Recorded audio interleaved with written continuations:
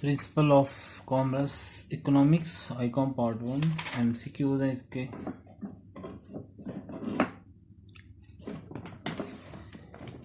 Founder of classical school of thoughts was. Classical school of thoughts से मुराद जदीद जो नज़रियात हैं उसका बानी कौन था? Adam Smith. Book Wealth of Nation was written. Wealth of Nation book कब लिखी गई? 1776 में। जो वेल्थ बुक ऑफ नेशन है वो किसने लिखी? एडम स्मिथ ने। इकोनॉमिक्स एक साइंस है सोशल यानी माशरे के लिहाज से, ठीक है। जैसे हम लोगों से मिलते जुलते हैं ना, ये सारा सोशल सर्कल होता है एक तरह से। अकॉर्डिंग टू एडम स्मिथ के मुताबिक इकोनॉमिक्स एक साइंस है किस चीज़ की? वेल्थ, दौलत की। फाउंडर ऑफ इकोनॉमिक्स का जो अब्बा है यानी जिसने बनाई इसको शुरुआत की, वो कौन था? Adam Smith. Economics is a science of wealth, ये किसने कहा? एडम स्मिथ ने। Dash concept is not including the definition of Adam Smith. Adam Smith के मुताबिक कौन सा कंसेप्ट उसकी डेफिनेशन में शामिल नहीं है? वेलफेयर। वेलफेयर से मुराद मुफ्ता, जो हम मुफ्त जैसे दरबारों पे लंगर चलाए जाते हैं ना,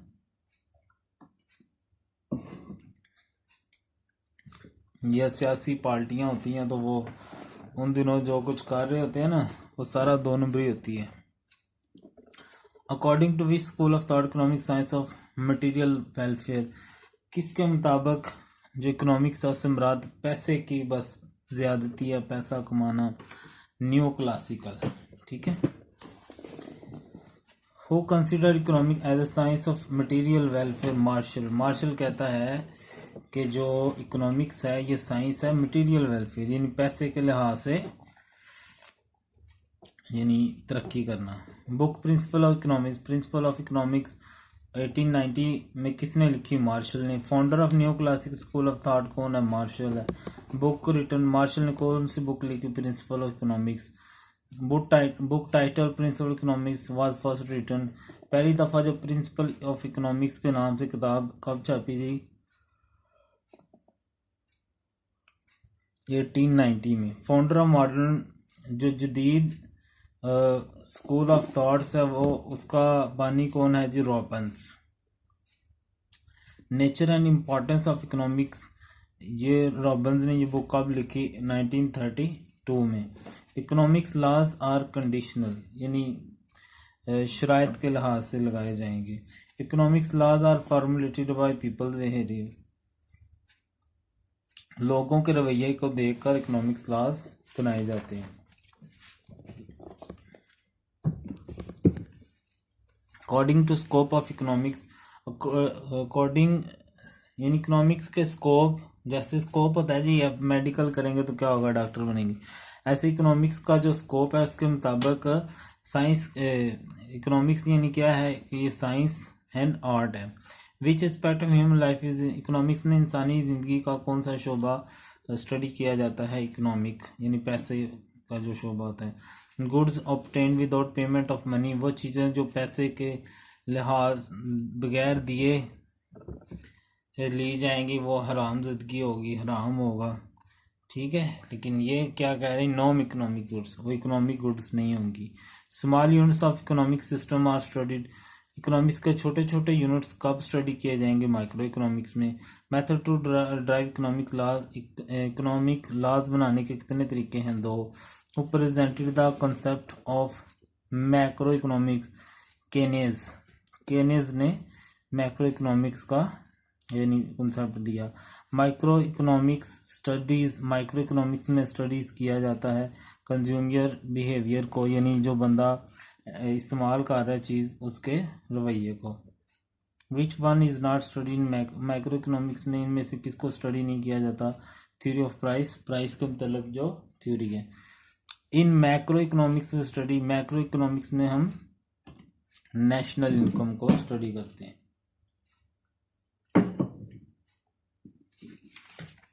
चैप्टर नंबर 2 पे चलते हैं। चैप्टर नंबर 2 है कंज्यूमर बिहेवियर।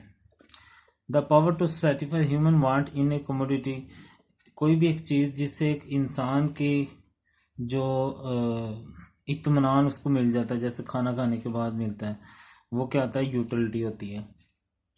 आफ्टर सेटिएशन पॉइंट, जब बंदे को सेटिस्फाई हो जाता है बंदा, टोटल यूटिलिटी स्टार्ट, तो फिर क्या होता है, मज़ा आना कम हो जाता है। जैसे आप जाते हैं जी, मैं आज जी 5 रोटियां खानी हैं, ठीक है, as you say that today I will eat 5 kg mangoes, but when you eat 2 or 3 you feel pleasure, but when you take one more you feel pleasure like it is decreasing, and after 8 or 9 mangoes you are full satisfied, and if further you eat you may spit. Okay, so this is the way कि एक point के बाद फिर जो इत्मीनान है वो कम होना शुरू हो जाता है। वो declare measurement of utility possible, किसने मेजर जो यानी जो इत्मीनान है उसको मापने का पैमाना दिया मार्शल ने। Cardinal theory of utility was, cardinal theory किसने दी, मार्शल ने। Utility obtain from consumption, first unit of commodity is called, पहला यूनिट यानी पहला मैंगो जो हमने खाया उससे जो हमें मज़ा आता है वो क्या होता है, इनिशियल होता है। Slope of marginal utility, marginal utility का स्लोप क्या होता है, नेगेटिव होता है। When marginal utility falls total utility increase, जब मार्जिनल यूटिलिटी कम होती है तो टोटल यूटिलिटी इंक्रीज होती है एट अ रेट डिक्रीजिंग, ठीक है, डिक्रीजिंग रेट पर, यानी जब यानी एक बंदा सेटिस्फाई हो गया तो फिर क्या होगा, मज़ीद वो खाएगा तो ज़ाहिर है कि उसका दिल नहीं करेगा, मज़ा नहीं आएगा। When marginal utility is positive, जब मार्जिनल यूटिलिटी पॉजिटिव हो तो टोटल यूटिलिटी भी क्या होगी, इंक्रीज होगी।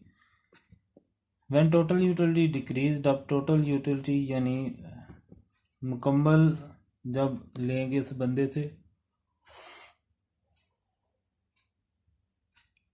मजमूई तौर पर, जैसे पूछते हैं ना शादी का, हाँ जी क्या हाल है, मज़ा शज़ा आया कि नहीं, तो मार्जिनल यूटिलिटी भी क्या होती है, नेगेटिव होती है। तब when marginal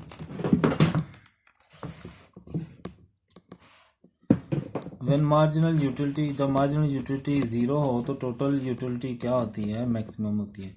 by continuous use of commodity, जब हम एक चीज़ मुसलसल इस्तेमाल करते जाएं, जैसे मैंगो आम खाते जाएं, तो मार्जिनल यूटिलिटी भी क्या हो जाती है, कम होना शुरू हो जाती है।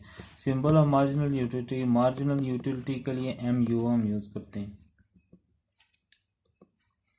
Rate in change of total utility, जो मजमूई इत्मीनान है उसमें कमी आती जाएगी तो उसको क्या कहेंगे, मार्जिनल यूटिलिटी, यानी टोटल यूटिलिटी में जब चेंज आएगा। मार्जिनल यूटिलिटी जब हम एक सेटिस्फाई हो जाते हैं सेटिस्फेक्शन पॉइंट पर, वो फिर क्या हो जाएगी, ज़ीरो हो जाएगी।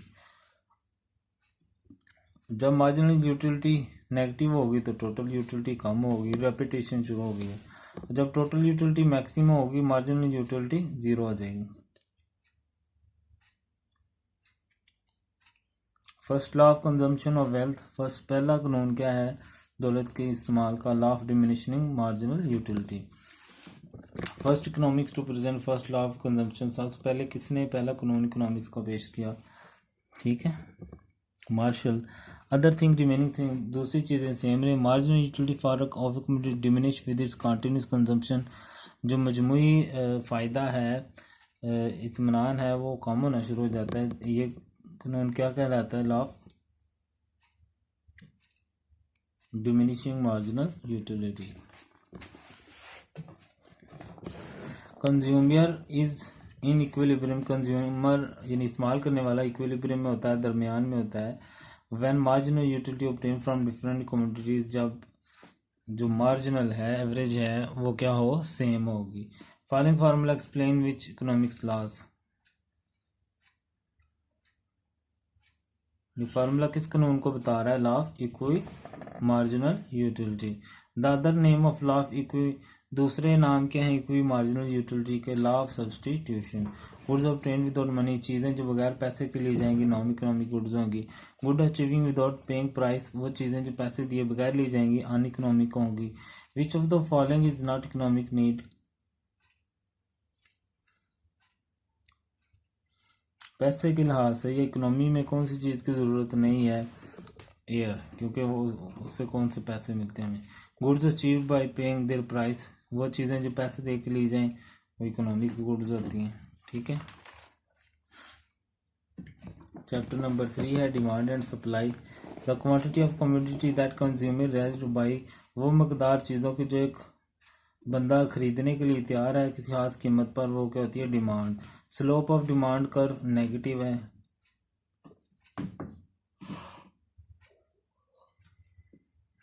टेंडेंसी ऑफ डिमांड कर्व, जो डिमांड कर्व का रुझान होता है लेफ्ट टू राइट डाउनवर्ड होता है, ऐसे। ये ऐसे बना लिया जाए ना, एक्स और y axis. For demand of commodity, किसी चीज़ की कमोडिटी की डिमांड के लिए ये ज़रूरी है डिज़ायर एंड परचेजिंग पावर, ख्वाहिश भी और लोगों के पास पैसे भी हों खरीदने के लिए। Relationship between price and quantity demanded, कीमत और जो चीज़ डिमांड की जा रही है उसके दरमियान जो रिलेशन होता है उसको लॉ ऑफ डिमांड कहते हैं। Under function of demand, demand के फंक्शन के अंदर डिमांड किस पे डिपेंड करती है, प्राइस पे, कितने पैसे उस हिसाब से लोग चीज़ें लेंगे ना। Purchasing power of consumer increase, बंदे की खरीदने की सलाहियत बढ़ती है। Fall of prices of good, जब चीज़ों की कीमत कम होती है।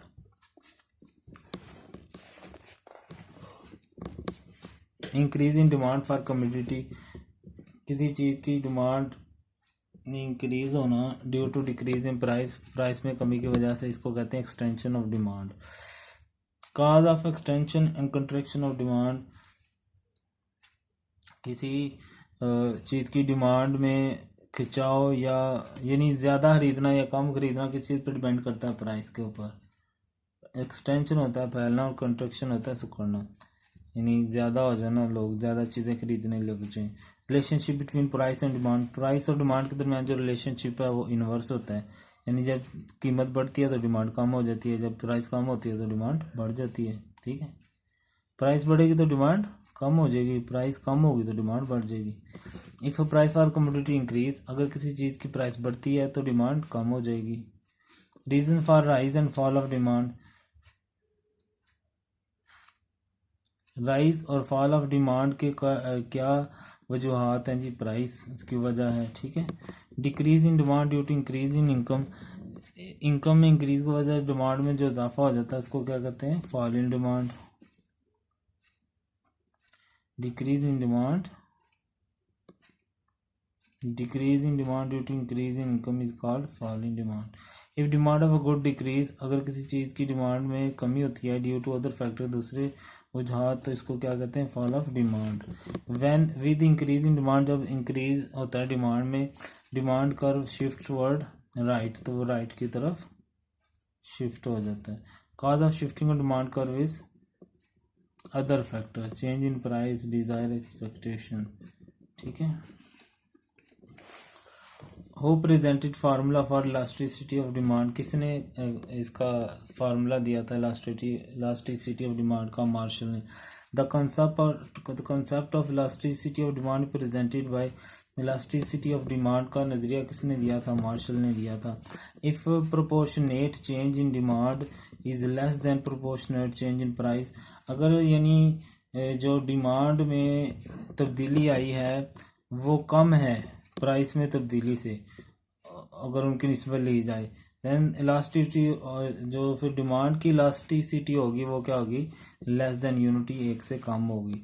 If demand for commodity change, अगर किसी चीज़ की तलब में कमी होती है या तब्दीली आती है, because of change in price of its substitute, उसके किसी और सब्सटीट्यूट में डिमांड की वजह से, तो उसको हम कहते हैं क्रॉस इलास्टिसिटी। जैसे पेट्रोल की कीमत में इजाफा हो और गाड़ियों की कीमत, गाड़ियां बिकना कम हो जाए, तो यानी प्राइस किसी और चीज़ की बढ़ी और डिमांड किसी और चीज़ की कम होगी, इसको क्रॉस इलास्टिसिटी कहते हैं। If demand for x good is change with change in price of y, तो ये उसकी मिसाल आ गई ना, एक्स में यानी कम चेंज हुआ तो वाई में चेंज आ गया। Slow for curve of gift and goods, अगर किसी को गिफ्ट चीज़ें मिली हैं तो उसका स्लोप क्या आता है, पॉजिटिव होता है। Demand for necessity of life, जो ज़िंदगी की ज़रूरियात है जैसे घी, आटा, पानी, इनकी जो डिमांड है वो लेस इलास्टिक होती है क्योंकि लोगों ने खरीदनी है। लग्जरी गुड्स की इलास्टिसिटी ऑफ डिमांड क्या होती है, अनलिमिटेड होती है। Elasticity of durable goods more than unity, ठीक है, जो पायदार चीज़ें होती हैं उनकी इलास्टिसिटी एक से ज़्यादा होती है। Quickly destroyable goods are called perishable goods, जैसे स्ट्रॉबेरी होती है वो एक दिन से ज़्यादा नहीं निकाल सकती, ऐसे अमरूद है वो भी जल्दी ख़राब हो जाते हैं, पालक है, साग है, तो ऐसी चीज़ें जो जल्दी ख़राब हो जाती हैं उनको पेरिशेबल गुड्स कहा जाता है। The goods on which law of demand does not apply, वो चीज़ें जिन पर लॉ ऑफ डिमांड अप्लाई नहीं होता उनको गिफ्टन गुड्स कहते हैं। Quantity of good presented for sale at specific price, एक ख़ास कीमत पर कोई चीज़ें हमने सेल के लिए दी हैं इन सर्टन एक ख़ास पीरियड में, उनको क्या कहते हैं, supply. The quantity of a commodity in warehouse गोदाम में जो चीज़ों की मकदार पड़ी है उसको क्या कहते हैं, stock. When price of a commodity increase, जब किसी चीज़ की प्राइस बढ़ती है तो सप्लाई क्या हो जाती है, वो भी पीछे से ज़्यादा आती है ताकि ज़्यादा मुनाफा हो। स्लोप ऑफ सप्लाई कर्व क्या होता है, पॉजिटिव होता है। Reason of extension and contraction of supply price, यानी कीमतें देखें ना, जब कीमत बढ़ती है तो पेट्रोल वाले पंप जो पेट्रोल देना बंद कर देते हैं ताकि जब कीमत बढ़ जाए तब बेचें। Law of supply is a increasing function है। सप्लाई ऑफ गुड्स, चीज़ों की सप्लाई डिपेंड करती है प्राइस के ऊपर, ठीक है, प्राइस बढ़ेगी तो सप्लाई ज़्यादा आ जाएगी और प्राइस कम हो जाएगी तो चीज़ें नहीं मिलती, शॉर्टेज हो जाएगी। According to law of supply के मुताबिक विच थिंग चेंजेस सप्लाई, कौन सी चीज़ सप्लाई को मुतासर करती है, प्राइस। स्लोप ऑफ सप्लाई क्या होता है, पॉजिटिव होता है। Which is increasing function of price, इनमें से कौन सा फंक्शन है जो प्राइस को इंक्रीज करता है, supply. Kinds of supply according to time, supply की इकसाम 3 होती हैं। व्हेन सप्लाई डिक्रीज, जब सप्लाई कम हो जाए, due to other factor, price के अलावा दूसरे फैक्टर की वजह से, फॉल इन सप्लाई होता है। इंक्रीज इन क्वांटिटी सप्लाइड, जो चीज़ें पीछे से बेची जा रही हैं उनकी सप्लाई में अगर इंक्रीज हो जाए, due to cost of production, जो चीज़ें बनाई जा रही हैं उनकी कीमत में तब्दीली की वजह से, इसको क्या कहते हैं, rise in supply. If same amount of goods supplied at higher price, अगर कीमतें बढ़ गई लेकिन उतनी ही चीज़ें पीछे से सप्लाई की जा रही हैं, इसको क्या कहते हैं, fall in supply. Supply of durable goods, जो पायदार चीज़ें होती हैं, जैसे पत्थर की कोई चीज़ हो गई या प्लास्टिक के बर्तन हो गए, वो क्या होती है, इलास्टिक होती है। इन द मार्केट पीरियड में सप्लाई क्या होती है, फिक्स होती है। लॉन्ग पीरियड में सप्लाई कर्व क्या होता है, ज़्यादा मोर इलास्टिक होता है। The responsiveness of quantity supply to change in price, quantity जो सप्लाई की जा रही है उसका जो रिस्पॉन्स होता है चेंज इन प्राइस में, उसको क्या कहते हैं, इलास्टिसिटी ऑफ सप्लाई। यानी प्राइस में तब्दीली से जो चीज़ें सप्लाई की जा रही है उनकी मकदार भी कम ज़्यादा हो जाए ना, इसको कहते हैं response. Who presented unity method to measure elasticity of supply, किसने इलास्टिसिटी ऑफ सप्लाई यूनिटी का तरीका पेश किया, मार्शल ने। इफ सप्लाई इंक्रीज, अगर जो पीछे से चीज़ों की सप्लाई वो इंक्रीज हो जाए, डिक्रीज इन प्राइस, कीमत में कमी की वजह से, इसको एक्सटेंशन ऑफ सप्लाई कहते हैं। With increase in supply, supply में इजाफे के साथ सप्लाई कर्व मूव क्या होता है, राइट की तरफ।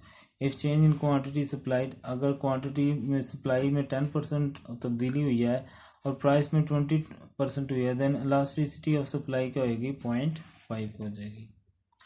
इफ सप्लाई डिक्रीज, अगर सप्लाई कम हो जाए due to decrease in price, price में कमी की वजह से, इसको कंट्रैक्शन ऑफ सप्लाई कहेंगे।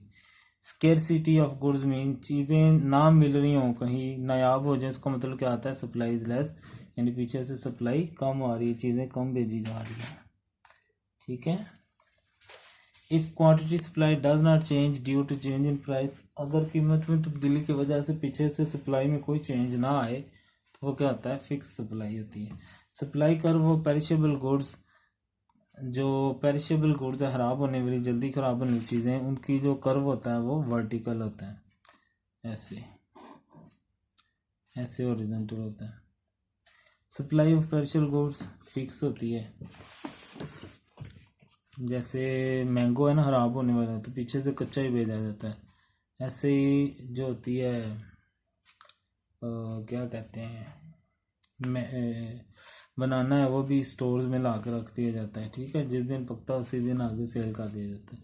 If elasticity of supply zero, अगर सप्लाई की इलास्टिसिटी ज़ीरो है, द स्लोप ऑफ सप्लाई कर, तो उसका जो स्लोप ऑफ सप्लाई कर्व होगा, सप्लाई कर्व वो वर्टिकल होगा। Price at which demand and supply equals, demand और सप्लाई किस कीमत पर बराबर होते हैं उसको इक्विलिब्रियम प्राइस कहते हैं। Equilibrium of a market is a situation where forces of demand and supply are, equilibrium situation का मतलब क्या होता है, डिमांड और सप्लाई बराबर हैं। इन market equilibrium determination of price depend, market equilibrium में यानी जब डिमांड और सप्लाई बराबर हों तो प्राइस किस चीज़ पे डिपेंड करेगी, डिमांड और सप्लाई पे। If there is equal increase in demand and supply, अगर एक जैसा इजाफा हो यानी डिमांड में भी और सप्लाई में भी, तो प्राइस फिर क्या होगी, तब्दील नहीं होगी। If supply does not change, अगर सप्लाई तब्दील नहीं हुई, then due to rise in demand, demand की वजह से इक्विलिब्रियम प्राइस इंक्रीज हो जाएगी। अंडर परफेक्ट कंपटीशन, जब 5-6 बंदे एक जैसा काम कर रहे हैं, उनमें कंपटीशन है, प्राइस डिटरमाइंड बाय, तो प्राइस कैसे बनती है, force of demand and supply, कि कितनी डिमांड है उस हिसाब से। Equilibrium of market is where, market का इक्विलिब्रियम कहाँ होगा, जहाँ QD माइनस QS बराबर 0 होगा। The price for special good is affected by, जो चीज़ें खराब बनने वाली होती हैं उनकी प्राइस होती है चेंज डिमांड से, यानी अगर डिमांड ज़्यादा आ रही है तो फिर प्राइस बढ़ा देंगे। Perishable are goods are sold, जो जल्दी ख़राब वाली चीज़ें हैं वो लोकल मार्केट में ही बेची जाती हैं, क्योंकि दूर भेजेंगे तो ख़राब हो जाएंगी। इफ़ डिमांड डिक्रीज, अगर डिमांड कम हो जाए, एट फिक्स सप्लाई, सप्लाई उतनी ही है, तो प्राइस भी क्या होगी, डिक्रीज हो जाएगी। Place where goods are easily purchase and sold, वो जगह जहाँ चीज़ें आसानी से खरीदी और बेची जाती हैं वो क्या कहलाती है, perfect market. Reserve price is fix, reserve price is fix कौन करता है, seller. If at fix supply demand increase, अगर सप्लाई तो उतनी ही है, डिमांड कम हो जाए तो प्राइस क्या हो जाएगी, ज़्यादा हो जाएगी। ठीक है, यानी देखे ना पीछे से 100 जैसे भी बकरे आएंगे, अब सप्लाई तो उतनी आती है रोज़ ही, लेकिन डिमांड ज़्यादा हो जाती है ईद पे, उसकी वजह से प्राइस क्या हो जाती है, इंक्रीज हो जाती है।